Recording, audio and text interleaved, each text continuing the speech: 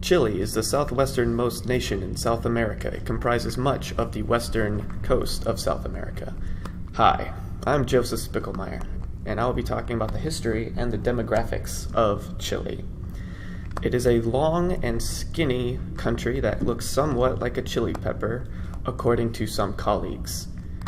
It is comprised in the north by the Atacama Desert, a copper-rich area that was prized by the Spanish and later by the Chileans themselves. The demographics of Chile today are 88.3% white or mestizo, 9.1% Mapuche, 0.7% Aymara, Rapa Nui, Lican, Antay, Quechua, Coya, Diaguita, Cahuéscar, Ican, and Yamana make up 1%, and 0.3% are unspecified, according to the CIA in 2012. The history of Chile is one of resistance. The native Mapuche people resisted against the Incan Empire for hundreds of years, and when the Spanish came, they resisted them for decades, but the advanced technology of the Spanish eventually proved overwhelming. Under Spanish rule, the Mapuche people still resisted, and in 1687, slavery was abolished in the Spanish colonies, mostly due to Mapuche resistance of their people being enslaved. In 1810, Chile was made independent from the Spanish after Napoleon's brother Joseph Bonaparte was crowned the Spanish king. This was unacceptable, and they fought against it, and they won, and it was cool, and that was in 1810. In the 1970s, a socialist presidency had come up under Salvador Allende. This was unacceptable to America, who was looking on with sneaky fingers. They had spies come in, and then they insinuated a coup led by Augusto Pinochet, who was also not a fan of socialism.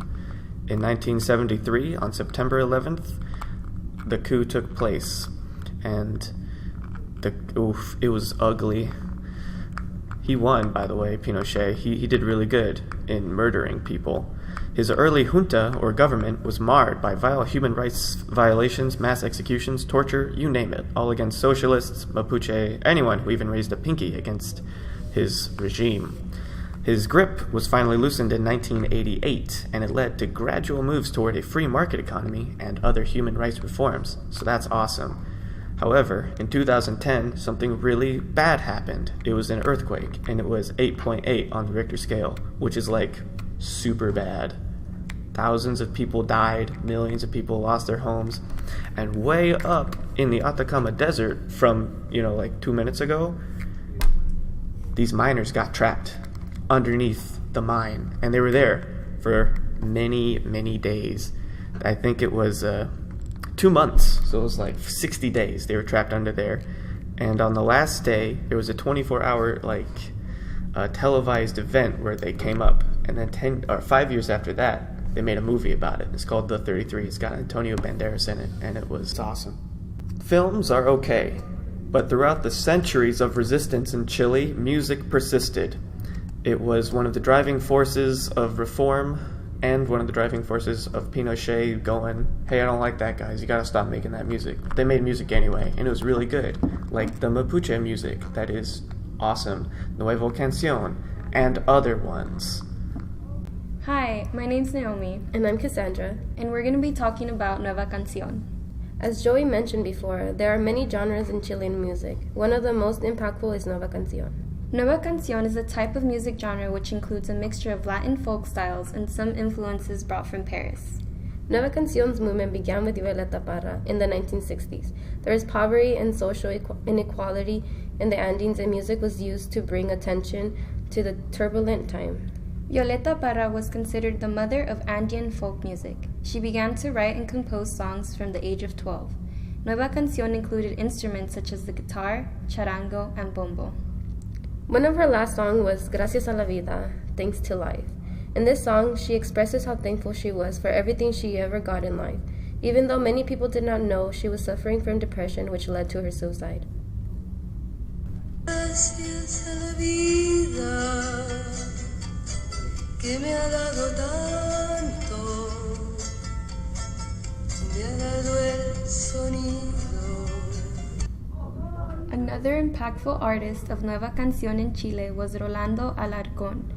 Alarcón was a composer, soloist, and folklorist. Alarcón was considered to be one of the founding members of Nueva Canción, along with Violeta Parra and Patricio Mans.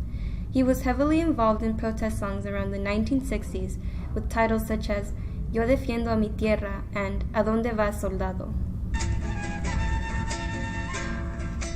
Y cruzando la pampa, llorando, llorando, la mujer del minero. After the assassination of President Salvador Allende, General Augusto Pinochet forbid music that included lyrics that challenged politics. In the 1970s, Victor Jara was tortured and killed. Jara was a singer, songwriter, poet, theater director, academic, and social activist. One of the last songs Victor Jara performed was called Plegaria a un Labrador. The song discussed the hardships of labor workers in Chile at the time. His songs continue to speak out about Chile's social inequality. His music was an awakening call for labor workers to take a stand against the unfairness they faced.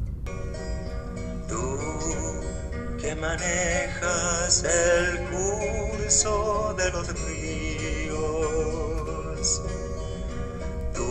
Victor Jara did not stop producing music until he was killed. People recognized these protests and began to follow in their footsteps for justice. Not only did Nueva Canción impact Chile, but there are several other music genres that have also done the same. Hi, my name is Evelyn, and I'm going to be talking about Chilean rock. So everyone knows that rock was birthed right here in the U.S., yet in a matter of years, its roaring sound made it across the borders and even waters. In the 1950s, Chile and its people were fascinated by rock, and they began to imitate it. And after those early stages of being introduced to it, many Chilenos musicians began to create their own unique take on rock. The youth began to pick up an electric guitar and even drumsticks. They pounded out their hearts to a new sound they called Nueva Ola. Chileno rock was buzzing through the streets, and the most prominent city of Santiago was known for gathering and collecting a lot of underground music scenes. Once Chile decided to make their own space in rock, many musicians began to bloom, and they helped to shape the sound that will later be known as Nueva Ola. Through the fusion of American rock, jazz, Nueva Canción, and many other genres, musicians such as Peter Rock and William Rebb were able to begin a new movement that would not only move the people, but even the Andes Mountains. Peter Rock began by performing covers of different well-known American songs and quickly picked up a following. His most popular cover that got him on the charts was Elvis Presley's Something Happened. Something happened to this heart of mine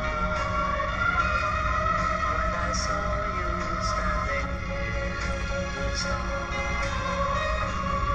Something happened and Chile had their very own Elvis Refrito, but now he had been added with spice and flair from Chile. He is considered to be the very first proclaimed Chileno rock artist in the 1950s. Soon after, he would go on to compose and perform many original songs that would echo in many Latin American areas. The bloom of his music was a large contribution to what later would be known as Nueva Ola, New Wave. While rock began to catch wave, a rock group made a very prominent presence that was felt in Chile. They would be known in Chile's rock history as Los Twisters. They took rock by storm and composed many songs, one being the most popular, Penas Juveniles, and had all the youth twisting and turning.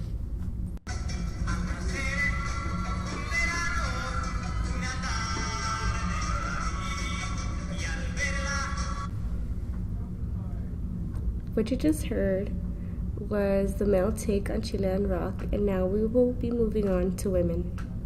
Hello, my name is Jennifer. These musicians have struggled to become known in the Nueva Ola community. Until recently, 2 female artists have really begun to rise and claim to be part of this community. Most typical artists don't conform to society, like Francisca Valenuesa is an American Chilean artist, and she is a feminist and LGBT member, born in San Francisco of 1987, but moved to San Diego, Chile. when she was 12 years old. Even though she is relatively young, she has already been crowned as the princess of rock and roll. She has musical influences from Violeta Parra. She started her musical career at the young age of 7, taking instrumental lessons. She currently has 3 albums, Muérdate la Lengua, Buen Solado, and Tajo Abierto. She rose to fame when her self-released album, Muérdate la Lengua, went platinum and peaked at number 7 in Chile's Billboard Awards. Bueno Solado went gold and peaked at number 3. She is most known for her song Dulce, meaning candy.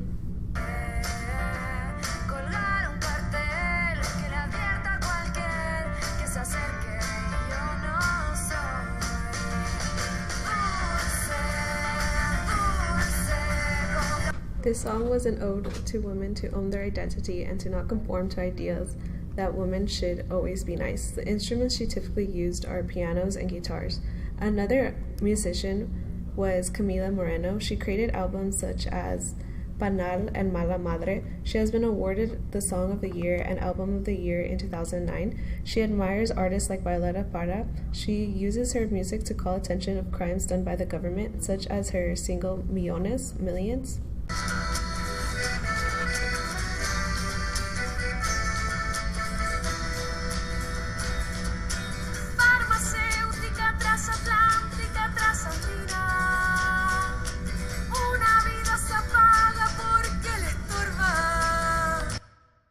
She is voicing against international cooperation, specifically on how they're damaging native lands. She typically uses accordions and guitars in her music. Okay, so that was Jenny, and I'm Yareli, and I'm going to go over cueca, folkloric style of music. Cueca is a form of dance and music. It has had its image changed over time, and that depended on what those in power deemed acceptable. Its origins were really difficult to track down, as its history was covered up when Chile's colonizers claimed cueca as their own. This was because its roots came from Indios, the indigenous, Zambos, half indigenous or half Africans, and Chuchumecos, which were men who sought the company of a prostitute. The indigenous and other minorities' images were removed from cueca because of Chile's ties to slavery and its efforts to oppress them. To the indigenous, this dance and music was called zamacueca, but it was deemed to be a barbaric and primitive dance and style of music by those with higher status and power, because people of color were playing it. At one point, the government placed strict rules at functions, and beyond 9 p.m., they could only dance contradance, quadrilla, and waltz. It wasn't explicitly stated, but a 2-person dance that was banned from being performed was cueca. In the 1820s, an example of this being Maria Graham, who called zamacueca barbaric when a native danced to it. But when beautiful, wealthy women would dance zamacueca, it was deemed as beautiful and was held proudly as their national dance and performed toward the end of many celebrations. The purposeful exclusion of indigenous people performing cueca has not gone unnoticed. Throughout multiple sources and accounts, cueca was being danced. The indigenous people were excluded from it, and the focus was on the elite. The Secretary of Public Affairs, Manuel de Salas, took the first stand on abolishing slavery, September 11, 1811. José Miguel Infante, on June 23, 1823, had freed the slaves, and eventually they were able to gain some recognition on the creation of cueca. The name of the dance changed over time and went from being called zamba cueca to zamba cueca and eventually cueca. Those of higher esteem that gave cueca its final name and adapted it to their own taste witnessed cueca in Rossini's opera, The Barber of Seville, when they saw the partner dance scenes. To continue on cueca, I'm Viviana. Cueca is considered the traditional dance of Chile, and most ensembles have guitar, arpa, and vocals. And it's important to understand it because the genre has gone through many changes in popular opinion as the years have gone by, and has changed in meaning just as many times as well. It's even been said, esta danza nació con él, que es un parte de su alma y se divierte cuando le dicen que es un baile de los negros que vino de Peru, which means that it's a dance that came from Africa and it brings the Chileans a lot of joy to know that it's theirs, that it's been integrated into their culture. Cueca used to be really popular before the dictatorship of Augusto Pinochet. However, his use of cueca in his military parades has made the dance synonymous with the oppression that his rule brought down on the Chilean people. Before his rule, the dance was considered to be very flirtatious and seductive, with many songs about the beauty and dangers of love and the ones that they love, such as Aló Aló by Alberto Rey. However, despite its loss of popularity during this time period, it did birth a new style of the dance, cueca sola, which became a form of protest by the women whose husbands, sons, and brothers were disappeared by the government. It involves doing the dance alone, oftentimes with no music. This style of dance was even performed on the national stage for people who have disappeared loved ones to the song Familiares de Detenidos Desaparecidos y Su Valentía by Ricardo Garcia.